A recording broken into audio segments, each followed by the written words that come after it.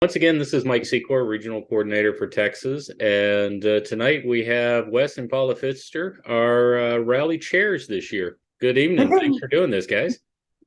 Thanks for having us. So, Paula, I know you did the 200 miles before breakfast and a little while back, and have been talking about the rally for a while. But before we get into that, how did you guys? I know kind of your y'all's history and how you got in some of the things you've done in the MOA. But how'd you guys get involved in the MOA? And Wes, how did that lead you to doing the board stuff for a while? Well, our story maybe is a little different than many. Somewhere around 2007, I purchased a used '05 GS.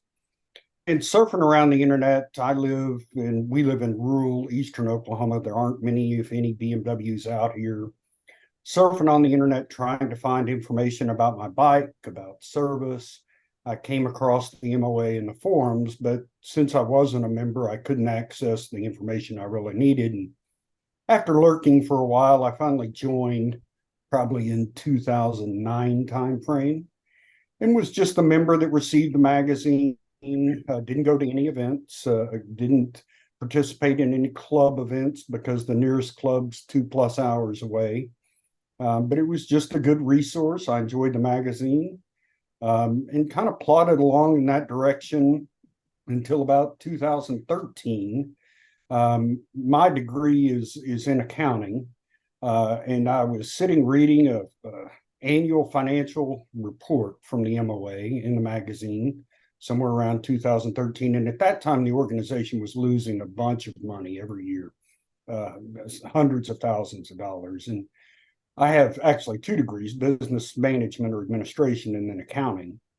And I thought, well, that can't be good. So I sent a message to the board. I got on the website and hit the little linking link and said, contact the board, and just kind of provided some ideas of things they might do differently to turn the ship around. And almost immediately got an email back from Muriel Farrington, who said, well, lucky you, we have an election cycle coming up.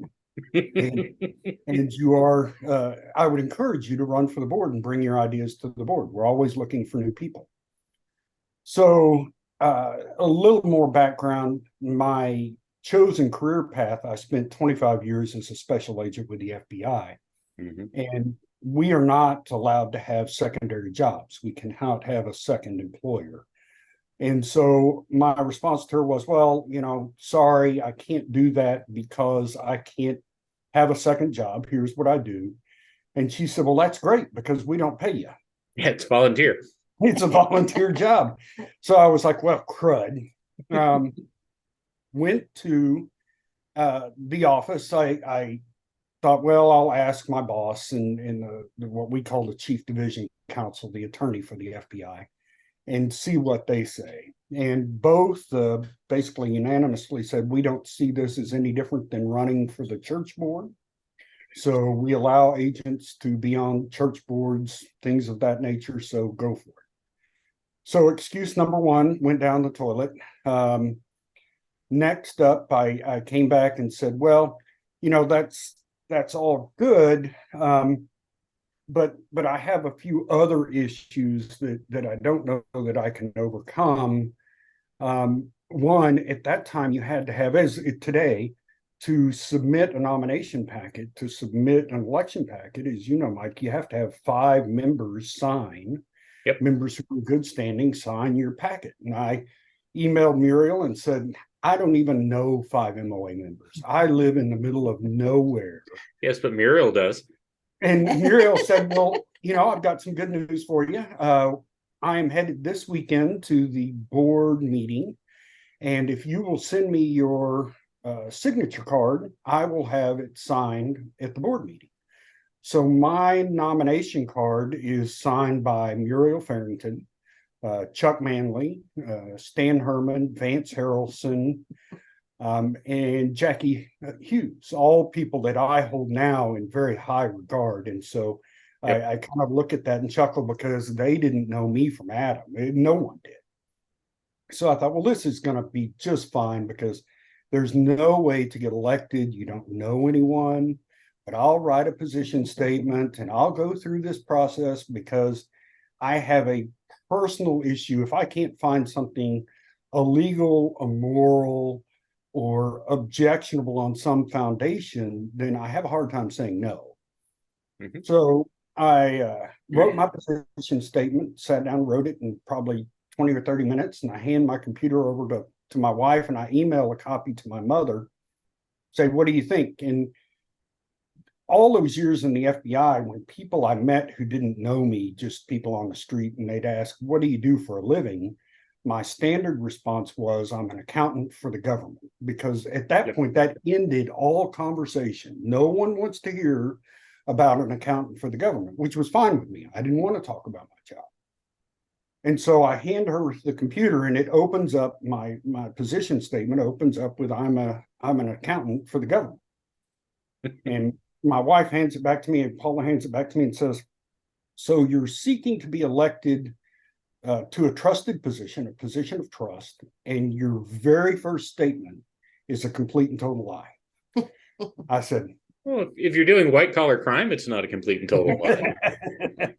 Well, I didn't do just white collar crime. And so I altered my position statement to be a more true reflection of what I did for a living. And lo and behold, I was elected to the board. We went to our first rally. Yep. And went to our very first rally when I was installed on the board, and that was in Minneapolis, St. Paul. Mm-hmm. And from that time forward, because of my position on the board, I served my first 2 years as treasurer. And in the last 5 years, I was extended 1 year as we transitioned from a major minor no election cycle to a 3-3-3 cycle. My remaining 5 years, I served as president of the organization. And so because of that, we started going to a multitude of events, rallies, getaways, and just always worked and volunteered and did a variety of things. So mine story is, again, a little different because I didn't start out, probably most people start out by going to a local club or going to small events and volunteering to do little bits and pieces. I jumped in both feet in the deep end. You're dealing at that time with an organization that's losing hundreds of $1,000s a year. So I jumped in just full force. So you had an opportunity to break away. You volunteer at rallies to head up security and safety. Mm-hmm. And then you get a call from somebody saying, oh, and you retire from your job. Right. Yeah. So, and the kids are grown. So it's like, great. Now it's time to go ride, have fun.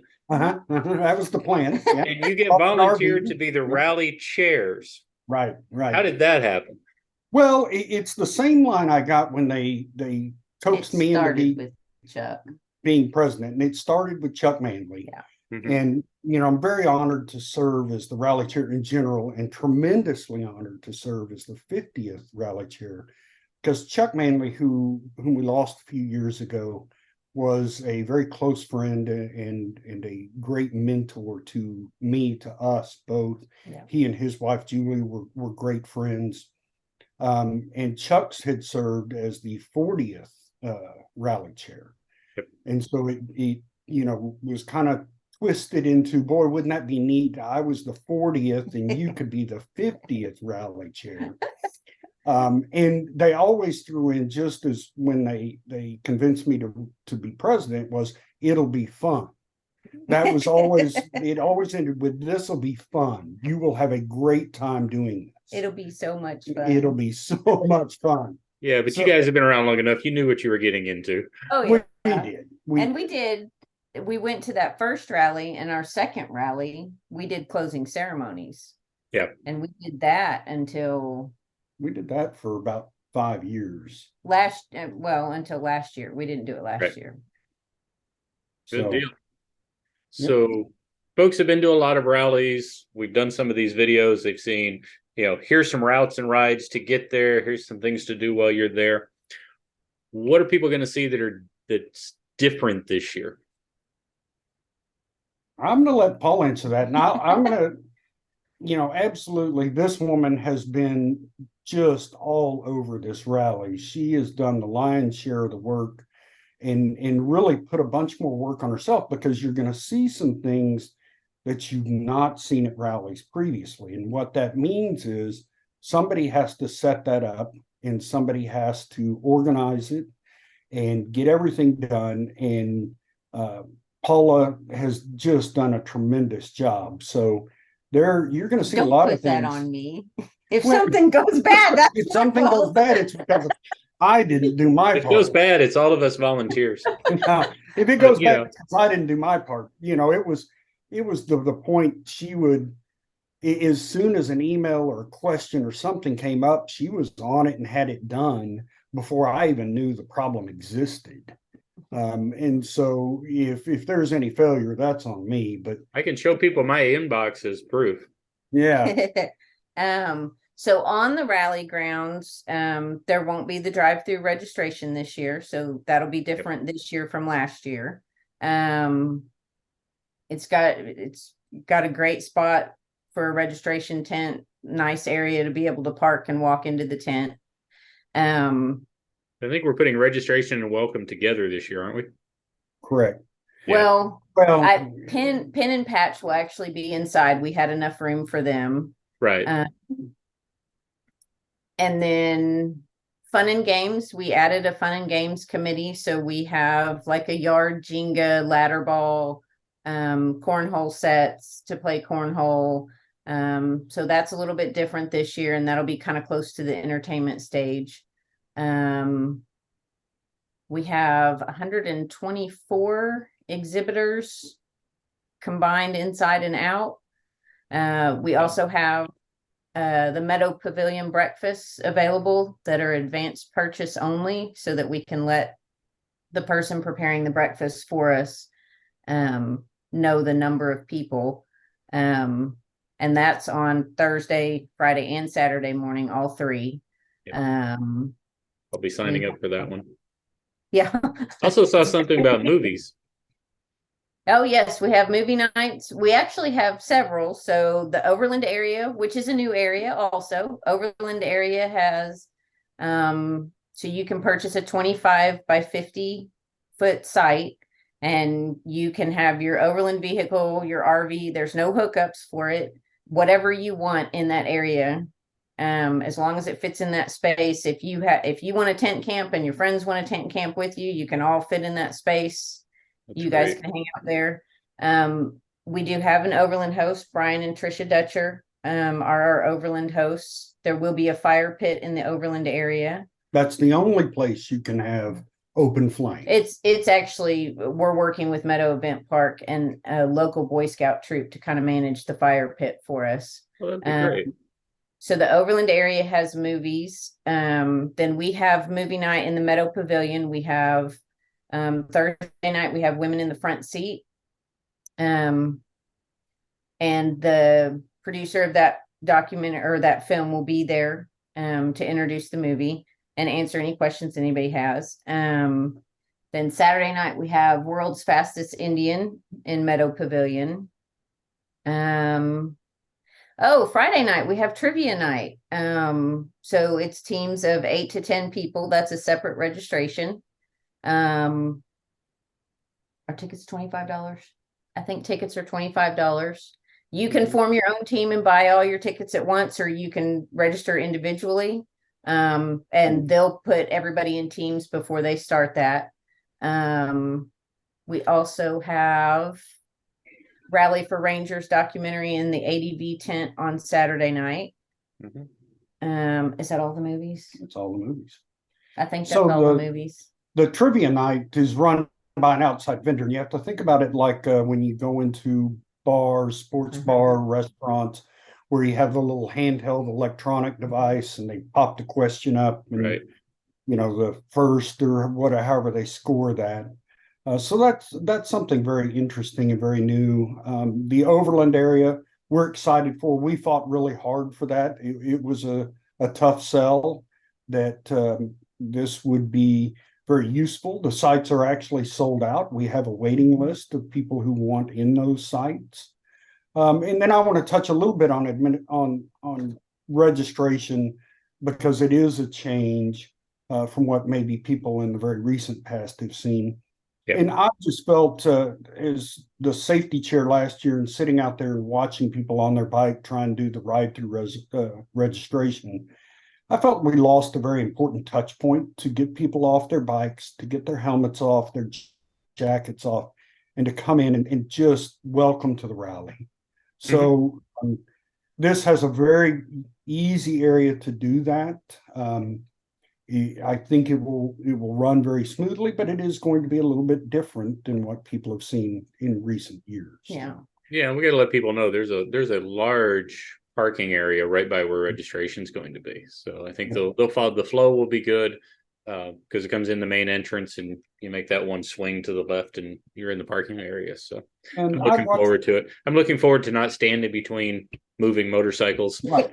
And you saw the same thing I saw last year. A couple of bikes dropped, and it's just not ideal in my opinion. And that again was it was hard because it was really hot. Yeah, it was difficult. So it was a bit warm last year. Yes, it was. The other thing we have, which is not terribly new, but we have the thrill pit, which you're gonna, as you ride up to registration, you're gonna see on your left where our adventure riding friends, who sometimes I think have,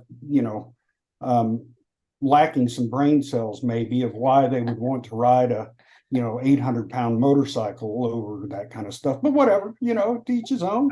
I have the scars to right.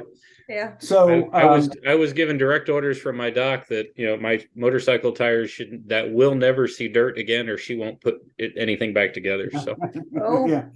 So down there we've got some off-road training opportunities that are Taste of the Trophy course registered. Yep. We've got a taste of the trophy course, which will be put on by BMW to just give you a feel for what they do on the GS Trophy. And then we have another off-road riding training put on by DC Dirt Camp, which is up by the Overland area. And that's going to be small displacement bikes that she's providing, separate registration. But Ben DeCrew from Ben DeCrew is going to be there with the Premier guys. Yep. And I think Chad Warner is going to be bouncing back and forth and on his bike as much as possible between all three. So and Street Skills has some training there as well, and so and the performance center is again providing training. Yeah. So there are going to be many things going on now. They're at the park. We have some great entertainment lineup for our bands. We have I'm personally excited for the all women AC/DC cover band Shoot to Thrill. Yes. We have them, we have Bonnie Bishop, we have Peach Street Revival. Hey, don't forget for the volunteers, we've got 8th grade girl fight. Or the seventh grade girl fight. 7th grade. Hey, I promoted them a year. Which is a very own Wes Fleming. Yep. So those who are watching this, I'm sure have seen Wes in the magazine doing tech articles and product reviews. Yep. When he came to us, Paula and I probably looked a little sideways at each other because if you know Wes, you kind of go, okay, yeah, your band is named 7th Grade Girls Fight and you want to play at the rally. And he sent us a CD. He gave me a CD. Gave us a CD. They're very, very good. We listened to it. We thought, okay, yeah, you're going to be at the rally. Yeah. All joking aside, they are very good. Right.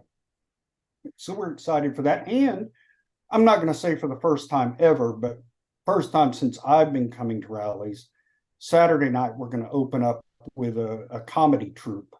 I saw that. That are going to open up before we go into our special recognition and some grand prize stuff. Special recognition comes first. Now that's that also is different. We're not doing a traditional closing ceremonies as we've done in the past. There's no grandstands at this facility, and that was something we came across when we were looking for sites. This is a wonderful site, but as all sites are, it has some shortcomings. One is we are only on the north side. There Right. is no grandstand. We do have some of the south side. And Not very so much. we are going to split up what we would traditionally call a closing, and we're actually going to have an opening ceremony. It always bothered me that at our closing ceremony, as a former government agent, FBI agent, that's when we did our presentation of colors, when in fact the presentation of colors should be at the opening of the event. Yes. So we will do a presentation of colors and an opening on Thursday night between bands, and we will start giving. See, I get corrected. That's why. Yeah. So, yeah, before the bands, and then between the bands, we'll have some Grand prize prize giveaways. We are giving away 3 bikes this year, 1 per night, with Saturday night's bike being the 100th anniversary R9T, which is extremely difficult to get your hands on. Just move that into my garage. So Charles is not allowed. Charles Buchanan is not allowed to enter this year. Absolutely, I agree. And the grand prizes, will all be split. So between the bands, Thursday, Friday, and Saturday night, we'll draw a couple of grand prizes each night. So, and as with last year, you don't have to be present to win. So if you're not there, you're not going to miss out on any of the grand prizes to include the grand prize bikes. We're doing door prizes, kind of the same. That's not a big change from what we've done in years past. So everyone has many opportunities to win some great stuff.